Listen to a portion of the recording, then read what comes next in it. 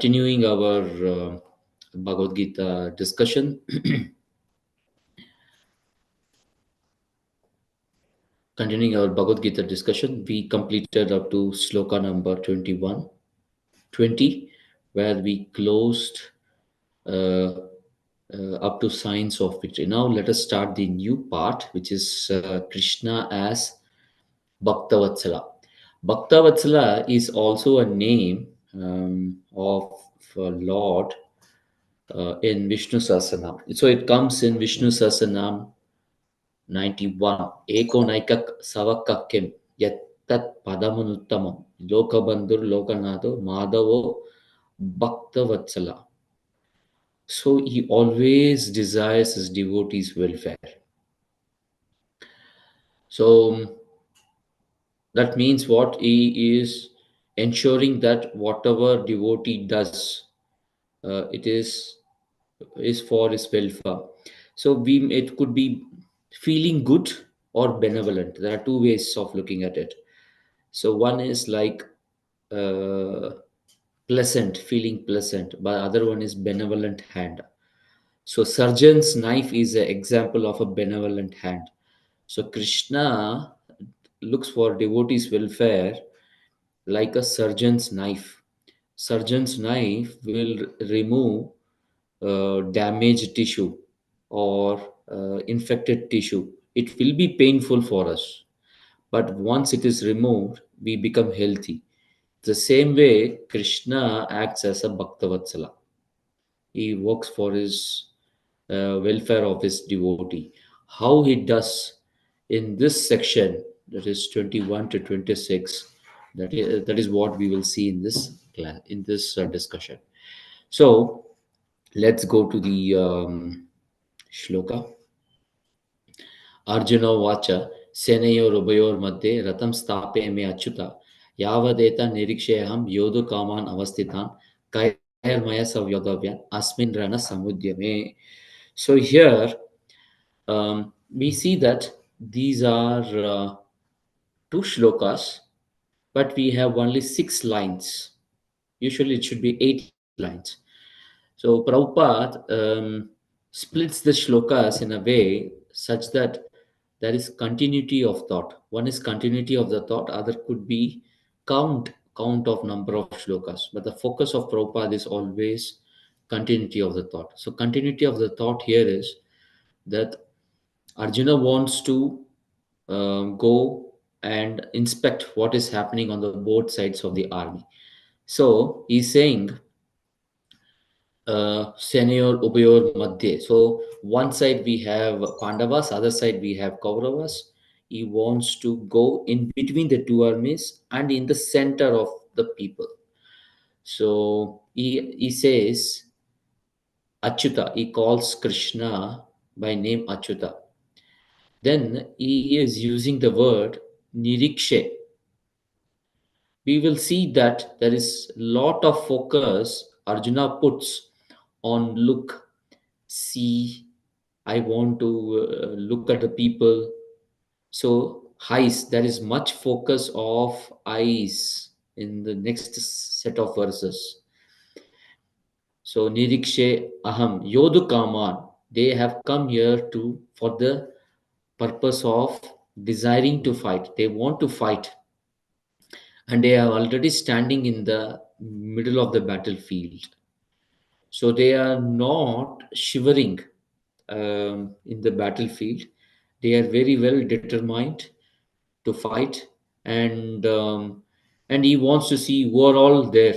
Kair Mayasa Yodhav and Asmin Rana Samudyami in this attempt. Arjuna said, "O infallible one, please draw my chariot between the two armies so that I may see those present here who desire to fight with whom I must contend in this great trial of arms." So this is an interesting question because Arjuna knows before the fight only he knows which parties are assembled in on the either side. So there were plans, there were meetings, spies, which sent information about the opposing party, and their alliances, and what type of warriors they are, and what type of weapons they are good. So there was a well drawn strategy who is going to fight with which warrior in the opposite side. Then why does Arjuna want to see this? Actually, there is a very good instance also in Mahabharata. Bhima is one of the ferocious warrior on the side of Pandavas. So when Krishna wanted to go as a Shanti Doot for to Astinapur to speak with Duryodhana and Dhritarashtra, Bhima came, speaks with Krishna. Actually, he says that um, try your best to stop this war. So then Krishna actually makes fun of Bhima. He says that all these days you were expressing your courageousness to fight the war, but now you are appearing as a coward by avoiding the war. But then Bhima explains that no, it is not the cowardice, it is an attempt to prevent the bloodshed. So, yeah, so Krishna then confirms to Bhima that in the history, in the Mahabharata, there should be a clear attempt, a clear record that my devotees tried their best to avoid this war. And it was only the desire of Duryodhana that resulted in this war. That is what Krishna told, that I want to prove this and I want to ensure that my devotees never wanted this war. So Arjuna also, in his attempt, is now going in between the army to see who all have come to support Duryodhana, who is obstinate. Actually, it comes in. I think next Prabhupada also uses this word, and he wants to see who are all there to fight, who have given up their mind to just fight for Duryodhana, and he wants to estimate the strength of the people who have come to see, fight in this case. But he is also very clear that he doesn't want a compromise. So, so here, we can clearly say that Arjuna is now trying to balance his mind and understand things better before the start of the war. Prabhupada's purport here majorly focuses on the word Achyuta. Yeah, this is obstinacy of Duryodhana. So he focuses on the word Achyuta, infallible.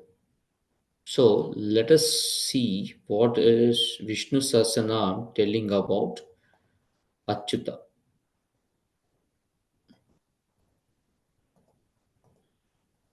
So there are two shlokas, shloka number 24 and shloka number 48. Ajas Sarveshwara Siddhi Sarvadir Achyuta Vrisha Kapila Meyatma Sarva Yoga Vinichita. So he who never gone away from his devotees. He is a person who is not never gone away from his devotee. And Vishwanath Chakravarti, Baldev Vidyabhushan quotes the example uh, of the Bhagavad Gita shloka, BG 6.13. Mam yo mam pashyati sarvatra sarvam cha mai pashyati tashyam na pranashami sachamena pranashyati. For one who sees me everywhere and sees me in everything, I am never lost, nor is he ever lost to me. So here we see that Arjuna selected his charioteer out of his love, and from Krishna's side, he is one of the non-fighting contingent of the of Mahabharat war. but except for fighting, he does everything in the war. So uh, Arjuna is simply dependent on Krishna for everything. So that we see throughout the Mahabharata war, and even at the beginning of the war, he is confused and he surrenders to Krishna at the beginning of the recitation of Bhagavad Gita and then clarifies himself. So he protects his devotees from falling down. Krishna protects his devotees from falling down because he always takes care of them. Actually, there is a so when Krishna is when Krishna becomes the charioteer of Arjuna, we have to understand that in case of Kauravas also, Karna is a warrior identified to fight against Arjuna, and Karna did not have a suitable charioteer. So Duryodhana approaches Shalya and asks him if he can become his charioteer. But Shalya becomes completely offended because charioteer is a non-fighting contingent. Uh, he is his position is very denigrating, and when Shalya hears this, he says that I am a Kshatriya. You want me to become a Suta? I don't want to be that. If there is any warrior in this army whom you want me to fight with, I am ready to fight. But I don't want to become a charity and denigrate my position. But here we see that Arjuna, when he requested Krishna to become his charity, Krishna immediately fulfilled his desire. So that is Bhakta Vatsala potency of the Lord. Then, by going to a lower position, Krishna is not losing his position or his power. On the other hand, he um, is intention to fulfill the devotee's mind or desires, that is very well coming out, and that is how his position remains infallible. So um, so that is this relationship between the Lord and his devotee is sweet and transcendental, and that is what Krishna wants from all his devotional service of his devotees. So that is very important. Second, the next point, important thing that for us to understand is that as long as we are attached with Krishna, we are Achyuta. That means as long as the finger is attached with the body, it will get all the nourishment required to do its function. So as long as Arjuna is dovetailed, Prabhupada generally uses the word dovetail. As long as we dovetail our desires for fulfilling the desires of Krishna, then we are also Achyuta. That is why we are called, we say when we are telling the Gotra or the family lineage, we devotees tell that we belong to Achyuta Gotra. So it is very interesting that Krishna is called as Achyuta due to three reasons. One is he is infallible, and when he serves his devotee, his position remains infallible. And when his devotees are engaged in his devotional service, they also become infallible. So that is the purport of the usage of the word Achyuta. Now we'll go back to the shloka again.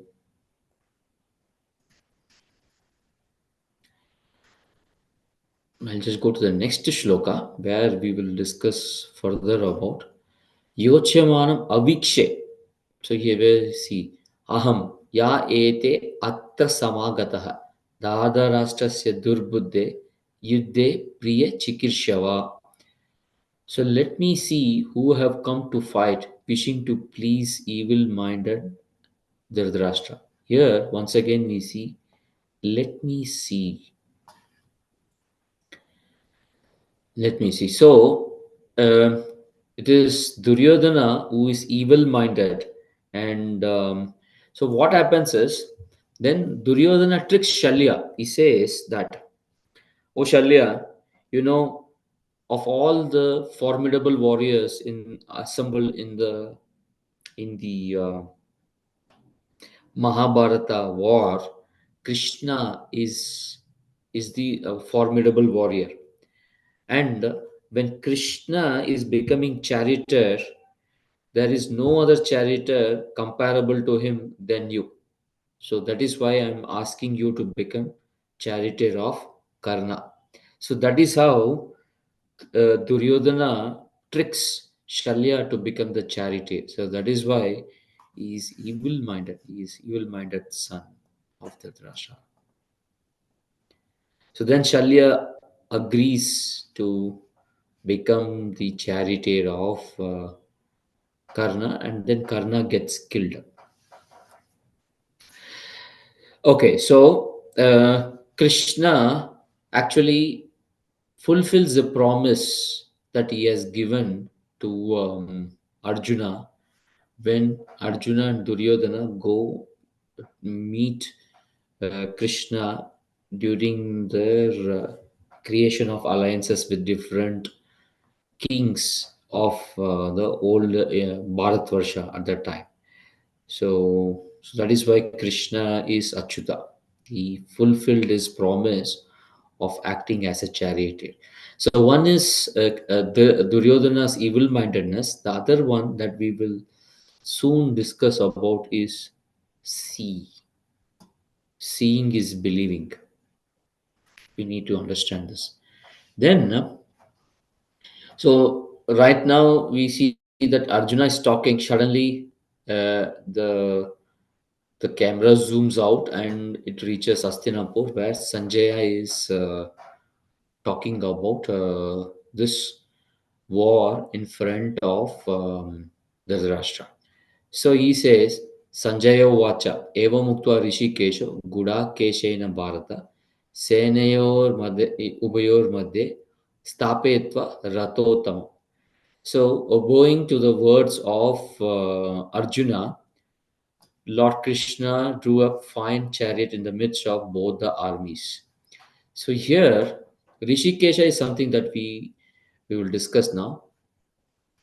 So there are one important thing that we need to understand is that Rishikesha is controller of the senses, director of the senses, and the center of the senses is mind, and mind is controlled by the intelligence, and intelligence is the property of the soul.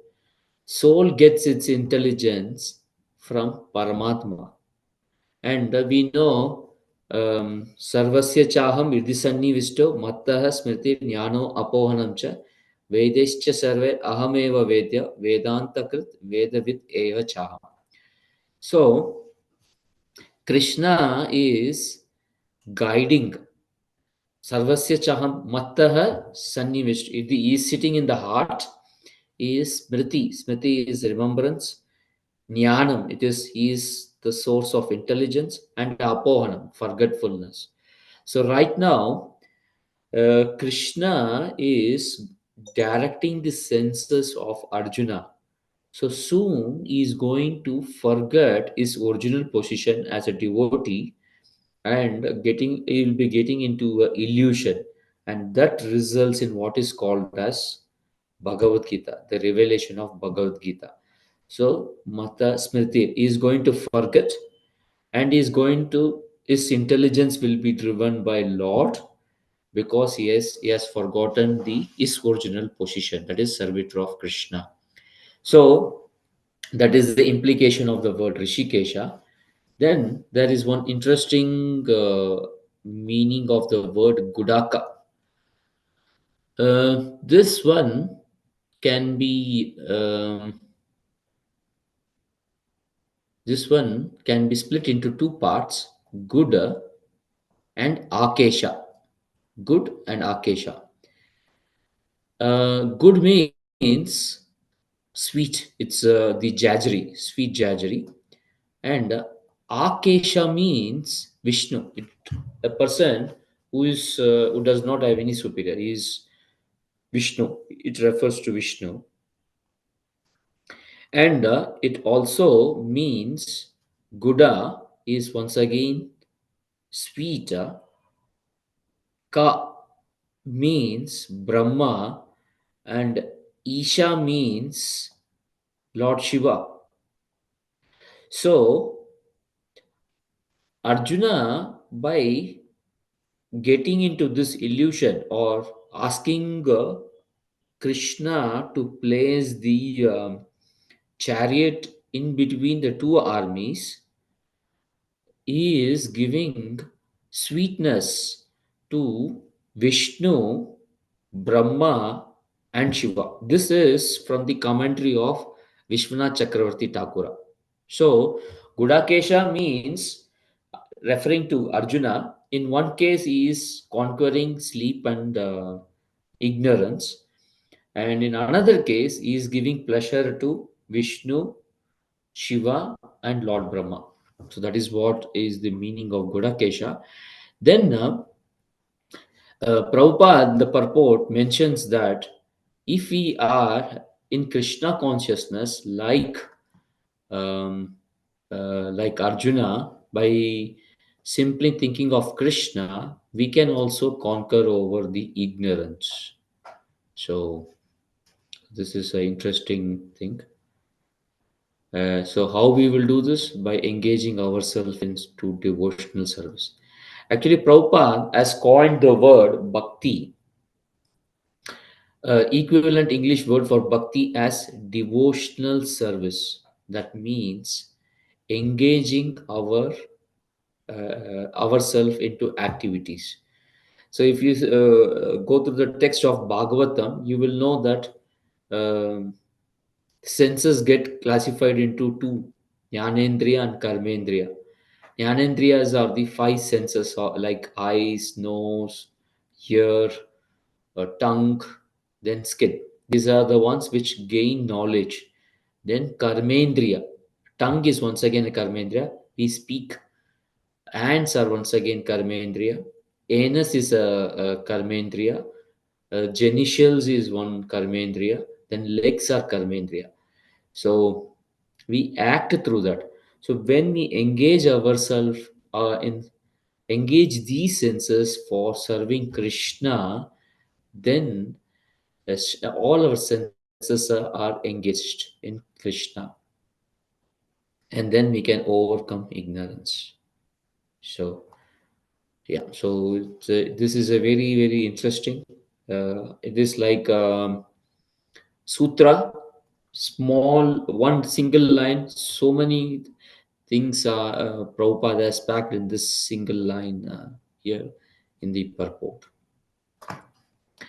Okay, so let me go to the next part. I'll just go to the PowerPoint.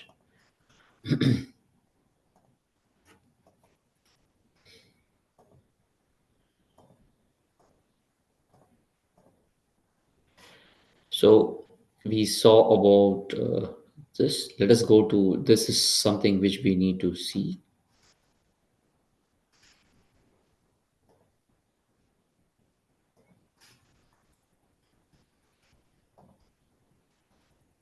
Bhishma Drona प्रमुखतः सर्वेषां च मैक्षितम् उवाच Partha पश्यैतान् समवेतान् कुरुनिति. So here also this Pashya is seeing, and there is a name. Arjuna is referred to here as Partha.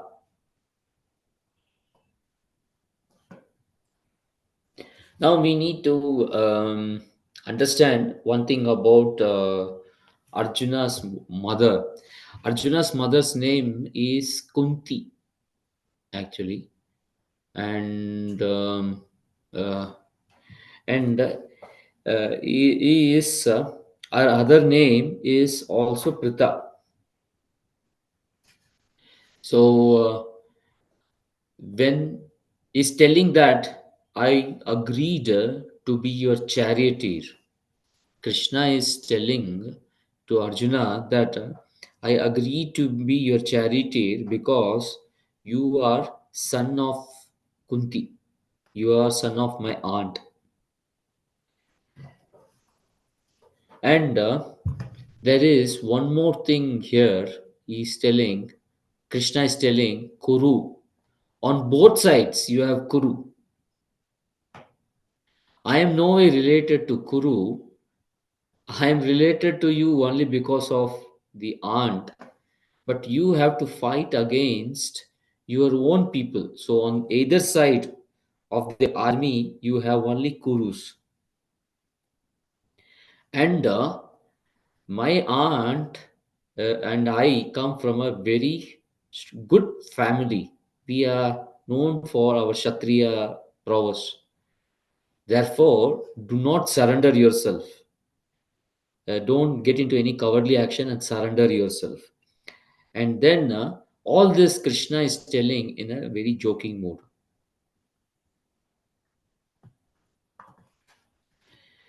So, so this is a very interesting thing to understand the relationship of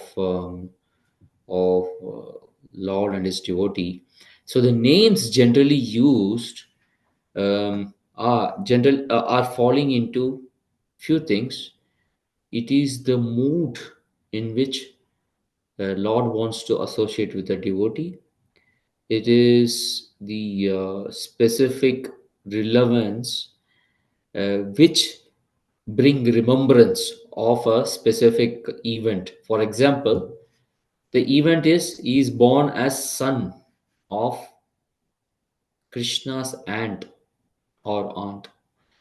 and uh, this means that he has to be very no, very sharp in his judgment right now. And Krishna and Arjuna were childhood friends. So uh, they have always joked with each other with these names, Krishna has always joked with Arjuna by calling him by the name Partha. Yeah. So that is the idea that we need to do. We have to look at one important thing, that is Pashya. So at least three times we have seen the word see, behold, and so on. We have to understand this further. Let us do that soon. Tatra pashya sthitan partha pitran ata pitamahan acharyan matulan bratan putran pautram shakim sata shvashuran stuhradashchaiva senayor upayorapi. So here also we see pashyat. So one important thing that we need to know is there are different ways in which we can gain knowledge. One way of gaining knowledge is by seeing, and the other way is through Shastra, hearing through Shastra. So when we use our senses to perceive, like seeing is believing, then it is called as Pratyaksha Pramana. When we try to hear from Shastra and understand, it is Shabda Praman. So here we are seeing that Arjuna is getting into illusion by what he is seeing, and and we could see that strong warrior like Arjuna is getting bewildered, and it is easy. It is also Shastrik. There are Shastrik evidences that Maya generally comes through eyes, and Krishna comes through ears. We can always look at the deities and look at the deities and understand how Krishna is beautiful, what dress is wearing, and so on. But unless we read Shastra, we cannot get the eyes to see the Lord. For example, Venu Kwanantam Aravinda Dalaya Daksha. He is one who is holding Venu Kwananta, is holding the flute. Venu Kwanantam Aravinda Dalaya Daksha. His beauty is just like a lotus. Aravinda Dalaya Daksha. Eyes are like lotus. Dalaya Daksha. Varahavatamsam Asitam Buddha. Sundarangam. His body is very beautiful. Kandarpa Koti Kamaniya Vishesha Shobha. He is like thousands of cupid. Govinda Madi Purusham Tamaham Bhajami. When we read the Shastra and understand the meanings, and when we see the Lord, then having darshan of deities becomes much more fruitful, or we can understand Krishna better. We can also hear gossip through ears, but it is very easy to get ourselves stuck by looking at looking and getting into illusion.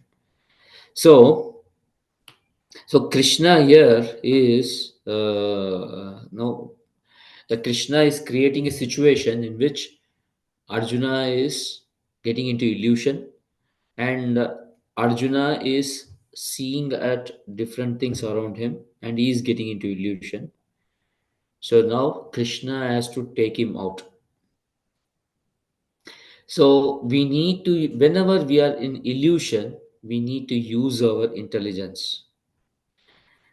And and here we can see that Arjuna, who is a devotee, and Lord Krishna is there very close to him in his personal presence. Even in such a situation, the eyes have dragged him into illusion. So, if eyes do not have proper intelligence, then um, then there is a high chance that we are going to fall into Maya or illusion. So here we see that Arjuna is getting into illusion, and is questioning whether he has to do his Swadharma or not. So that means a Kshatriya has to fight. But having looked at his relatives, having looked at the army formation in which both sides there are his relatives, he is now checking whether he has to really fight, which is his duty. So now the entire Bhagavad Gita has to manifest, which is the Shabda, and it will take him out of this illusion. So, how Lord Krishna gives answers different questions, and what are the illusion which Arjuna is into, and how Krishna is taking him out of this question of this illusion is the entire Bhagavad Gita. So now the stage is set for the next activities. So before we go into the next part, we have one more shloka to attend to, which is text number 26. So that is the list of all the relatives. Those relatives are Pitran, fathers. Bhurishrava is the father. Pitamahan, Bhishma, and Somadatta are the grandfather figures. Actually, Bahalika is brother of Shantanu, who is father of Bhishma. Bahalika's son is Somadatta. Actually, it is not important for us to really get into it. I have just listed down here. So we can see that there are 5 generations of people who have assembled in this army, and the fight is going to take place. So that is the idea here. So till now, we have seen Madhava, Rishikesha, Achyuta, and these are all the shlokas where we have seen it. Next, we will be seeing Krishna, Keshava, Govinda, Madhusudana, Janardana. So these are all going to be very, very interesting as we go forward. And we have seen different names of Arjuna. Yeah, I think I want to spend at least 2 minutes on question which was asked last week by I think Pranav Prabhu. So I I could see that Krishna and his names are very interesting, and the names can be grouped into different subjects. So, as such a name, Nama, Krishna, Rama, Parashuram, Buddha, these are just names. Then we can have form like Varaha, Nrsimha, Padmanabha, Vamana. These are all names. Then there are some qualities like Leela Madhuri, Bhakta Madhuri, Venu Madhuri, Rupa Madhuri. This is very specific about Krishna. So in Leela Madhuri, there is Damodar Leela, Govardhan Leela, Brahma Vimohan Leela, Ras Leela. These are all very specific. Bhakta Madhuri, Parthasarathi, Devaki Nana, like that. There are different names. Then Venu Madhuri. Venu is a flute which very specific of Krishna. So Venu Madhuri. Then we can have Gopinath. Shriman Rasa Rasarambi Vamsi Bhatta Tatastitaha Karshana Venu Swanair Gope Gopinatha Shriyestuna. This is a very important shloka for Prayojana. So Gopinatha is the one who stands on Vamsi Bhatta and calls all the gopis. Rupa Madhuri is Tribangi form, Shamasundar form, More Mukutudari. These are all very specific of his Rupa. Then on the pastimes, we have Ranchor, Makanchor. These are all Leela. We can also have Ram Leela here, entire Ram Leela. Then it related to Habod, Dwarkadish, Gokulanandan. Then we have Srinath Nadwar. So these are all different ways in which it has come. Now, if I look at the Vishnu Sahasranam, there is a very good shloka, very specific on weapon. This is the last shloka. Shankabar Nandaki Chakri Sharka Dhanva Gadadharaha Ratangapani Akshobhya Sarva Praharanayada. So Shankabrit, one who holds this is the translation given by Baldev Vidyabhushan. He says Panchanjanya is a Shankabrat. He holds Panchanjanya. And Nandaki is the sword, which is manifestation of transcendental knowledge. And Sudarshan Chakra is Chakri. Shanka Dhanva is the bow that he is holding. And Kaumudiki club, that is Gadadhara. So this is something which is eternally available. But during this Mahabharat war, Krishna promised that he will not lift his weapon. And in one particular instance, Bhishma was so furious and he was about to kill Arjuna.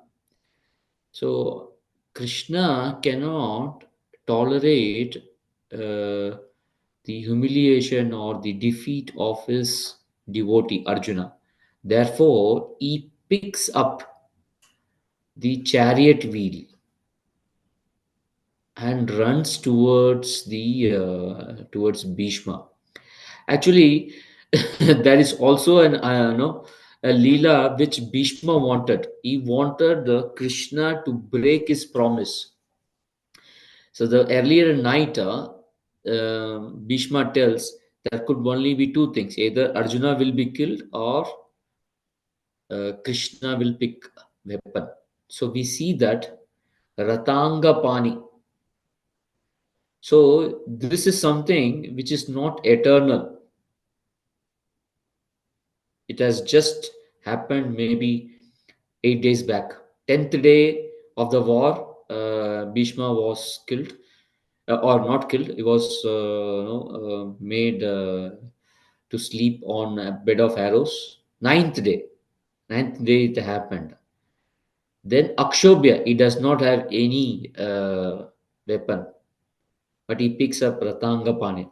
Then he says, the super soul in hearts of all living entities, from him all weapons derive their effectiveness. Sarva Praharanayudaha. So it is very interesting that the name of Krishna is evolving from every pastime. That is why Lord Shankarshan is constantly chanting the name of the Lord with his infinite tongues, and still he is not able to complete. Then I could see one more interesting thing. This is Yashomati Nandana. This is a name. Brajabarunagar. He is a transcendental lover in the land of Braja. Gokula Ranjana Kana, the delight of Gokula. Kana, the nickname of Krishna. So this is Nama. Then Gopi Paranadana, the wealth of lives of gopis. Madana Manohara, he steals the mind of Cupid and punishes Kalia. This is Leela. Amala Harina, Amiya Vilasa, Bipina Purandara, Krishna is the lord of 12 forests. So this is Dharma. Uh, then Navina Nagarabha, he is ever youthful and is best of lover. He is always playing the flute, Vamsi Badana, and excellent rasa, Suvasa. Brajajana Palana, Asurakula Nasana, Nanda Godana Rakwala, Govinda Madhavan. You can read this. But for me, most interesting thing is Yamuna Tatachara, Gopi Basanara, Rasa Rasika Kripamoya, Sri Radha Vallabha, Brindavana Natavara, Bhakti Vinod Ashraya. So this song is written by Bhakti Vinod Thakura. So this Bhakti Vinoda means this is a name which was coined by Bhakti Vinod Thakur. It could be written, it could be understood in two ways, as a person who gives eternal pastimes of bhakti, and to his devotees, that is the shelter. That could be one interpretation. The other interpretation is that he is the shelter of Bhakti Vinod. Actually, that is what is put here. So this is a newly coined word, or newly coined name of the Lord. So the name of the Lord is pastimes are always evolving. We cannot put a note that this has evolved now or it has evolved long back. We do not know. So only thing that we can do is we have to understand it as trans logic and appreciate it, and tell all glories to Srila Prabhupada and Radha Raman or Radha Bhakti Vinod Ashraya, who has given us the this intelligence to at least discuss this in a forum like this. Okay, so I think with this I come to the end of the session. Any other questions?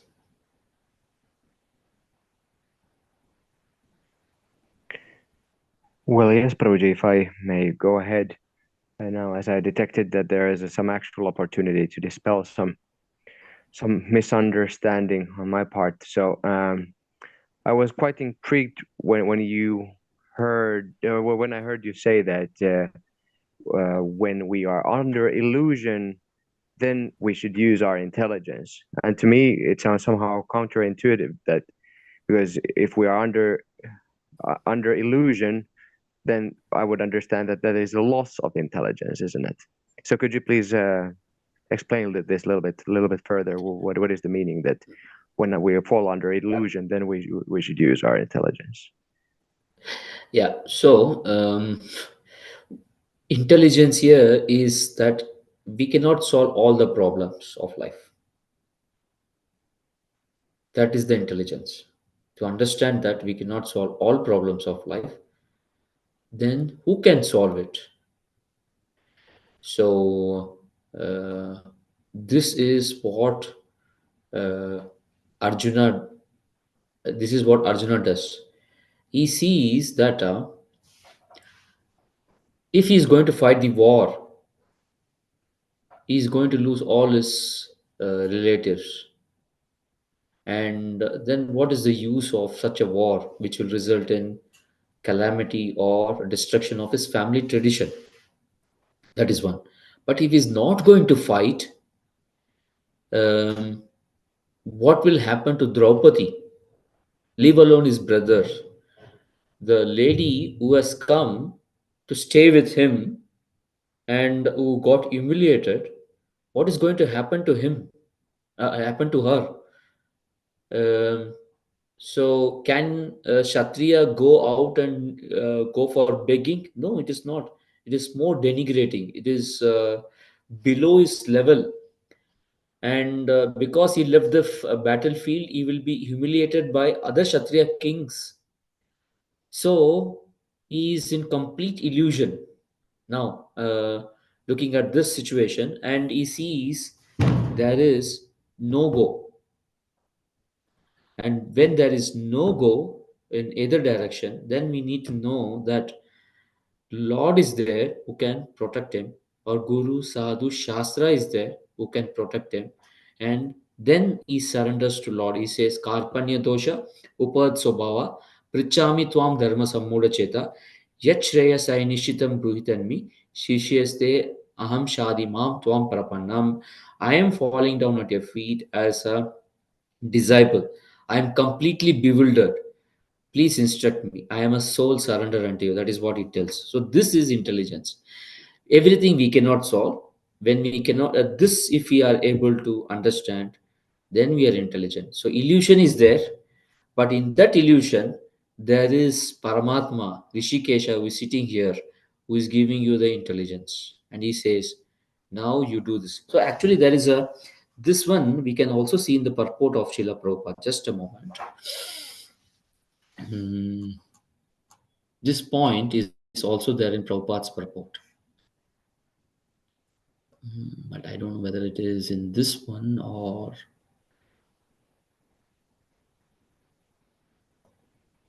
the subsequent purports.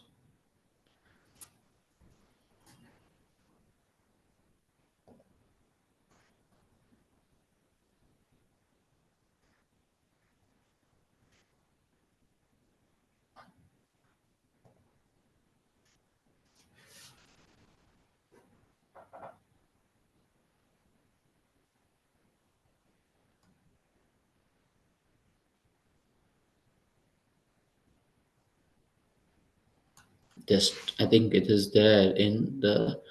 We will come across those points, Prabhu.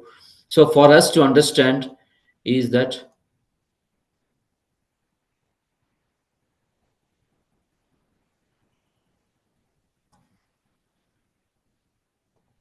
Prabhupada specifically mentions this.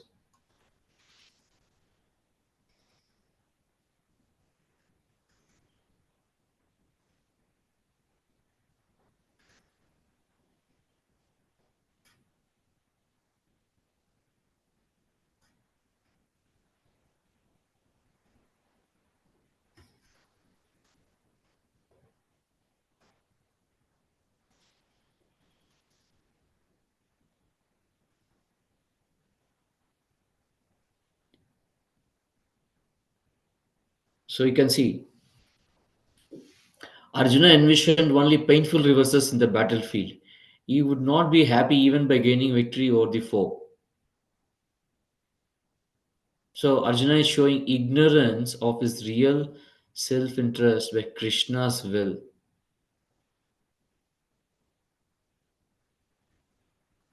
So it is there. So for us, so illusion is one thing, Prabhu, but the other important thing is that Krishna gives us intelligence. How Krishna gives intelligence is Rishikesha, who is controlling our senses, and is sitting in our heart. He is giving Mattaha Smritir Jnana Apohanam Cha. So Jnanam, it is intelligence, Smriti, remembrance, and Apohana, forgetfulness. So it will help us to give this intelligence to surrender and get, say, for example, to get a Prabhupada's book, a person wants to commit suicide because he does not have clear way ahead in his life. So that time, a book distributor gives Srila Prabhupada's book, and as soon as he reads his book, it changes over a new leaf and becomes a devotee. So illusion is there. Intelligence need not be within us. It could be coming from outside also. So we don't know. But we should be, no, perceive. We should be able to perceive like Arjuna. As soon as he found that it is not working out, he said, "Okay, now let me surrender to the authority and go forward." That is how it works, bro.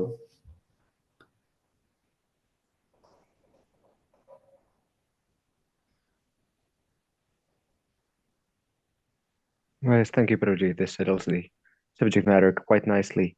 I noticed that we only have 2 minutes of our allotted time remaining, but still, if I may ask one more question, is it okay? Yes, please, bro.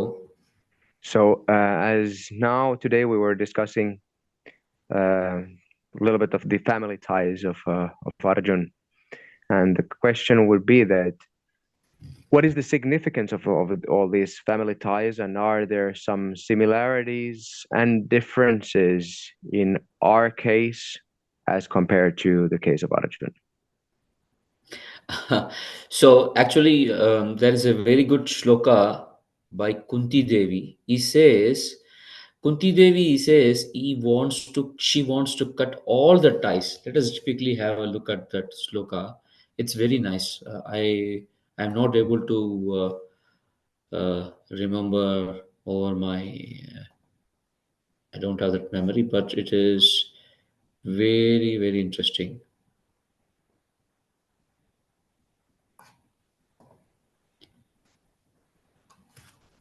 Snehapasham imam chindi drida pandishu vishnishu. So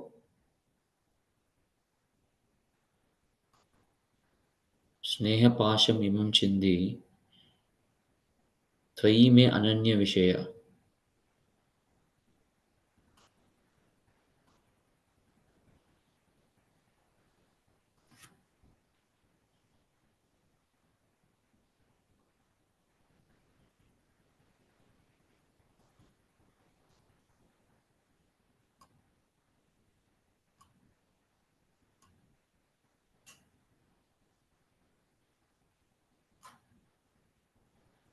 Is 41, Prabhuji.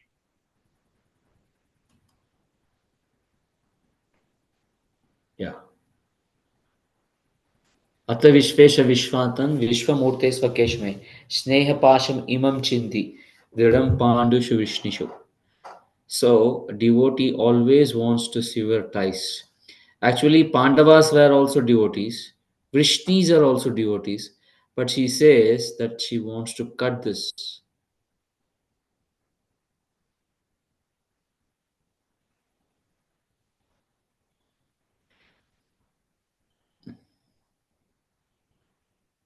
These partialities trouble the mind of Kunti, and therefore she desired to cut the affectionate ties. So, So should we gather that these are all all just points that we should just work our way to get rid of, or is there some benefit that we should include? if Arjuna is going to live at the battlefield, then he's not doing his duty. So we have our duty to do, which is swadharma, which is to, if I am a father, I need to ensure that my children are strong enough to take care of themselves. Or if there is a daughter, she gets married to someone and settles in her family. If you have a wife, you ensure that she is protected by a son before you leave the home and engage full time on Krishna conscious activity. So it is not that you leave everything just like a hot potato. No, not that way. You plan your uh, cutting off the ties nicely so that uh, everybody appreciates, and Krishna also thinks that the person to whom I am giving shelter is a responsible guy. We can see with Kunti. Kunti took care of the children for a very long time. She did her duty as a mother. And same way, Arjuna fought, and afterwards he helps his brother to do Rajaswaya. No, no, there is one more sacrifice which Yudhishthira does. So he collects wealth and he takes care of the administration of his brother's kingdom. And then at some point, when Yudhishthira says that let us all go home, let us all go to forest. Parikshit is now good enough to take care of the. Parikshit is now right now strong enough to take care of the emperor, empire. So then they leave the family. So we have to ensure that our responsibilities are taken care. So this question comes in chapter number 3, the beginning of the question. Should we give up everything or should I fight? You like that Arjuna asks. So we'll come to that point, bro. But I think we have to plan our exit. Shouldn't be done in such a way that everybody is taken care and Krishna is fundamentally happy with whatever you have done. So that we should understand. It is not like giving up in random. That won't work. Well, this is very sober. Thank you so much, Prabhuji. I believe that, yeah, I would have some follow-up questions in this regard, but we will save it for later. Yes, I have also noted down some questions in my next slide from the other shlokas. If you go through the purports, you must be in a position to answer these questions.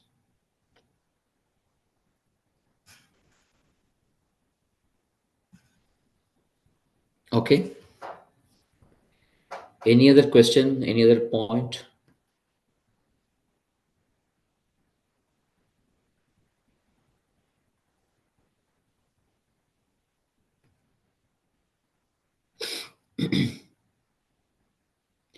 Okay, if there are no questions, then thank you very much for joining this discussion. Vanchakalpatarabhisya kripa sindhu bhayevcha patitanam pavanebhyo vaishnavebhyo namo ananta koti Thank you. vaishnava Srila Prabhupada Hare Krishna. Jai. Hare Krishna. Thank you so much, Prabhuji. Hare Krishna. Hare Krishna. Thank you.